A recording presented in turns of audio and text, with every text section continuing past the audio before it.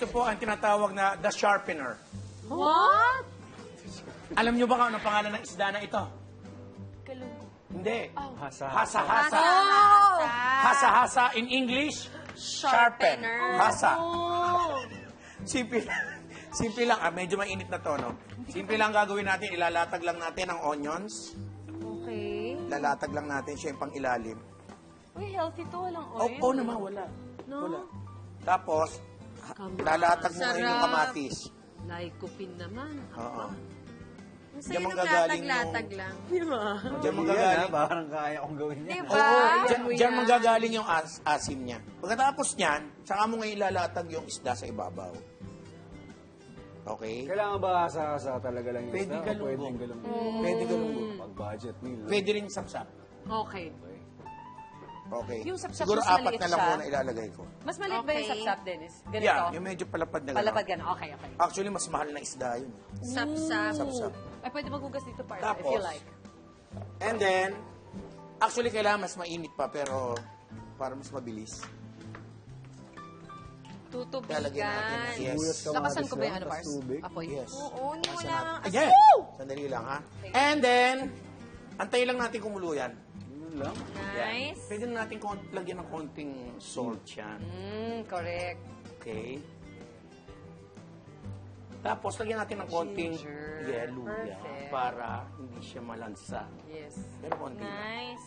Yeah. Okay. Pakuluin lang natin konti. Tapos, Yes. habang inaantay natin yan, ito, naasinan na to.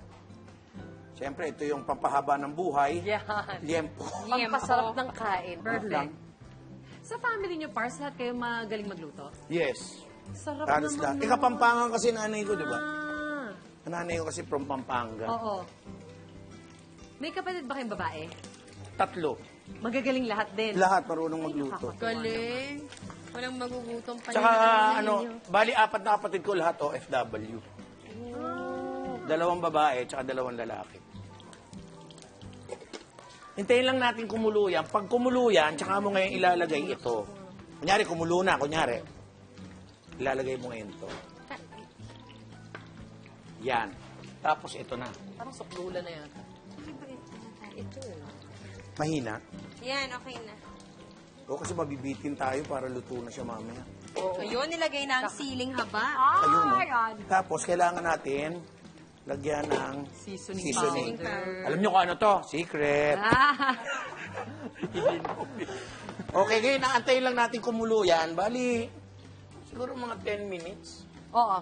Okay na siya kasi pag masyadong kulong-kulo, di ba, nadudurog yung Yung isda. isda. Anyway, yun na yun.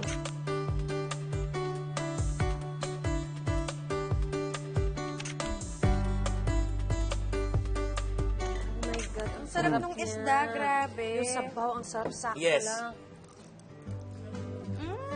Fresh nung isda. Lalo ngayon, malapit na yung tag-ulan, pwede na. Sarap ha. Saka madali lang ha. Pag uwi ko mamaya, Diba, magpapasiklab ako patong-patong nito. lang? Ang kaya mo to, Pars. Sarap. Oo. Thank you, Pars Dennis. This is really Panalo to, good. Pars.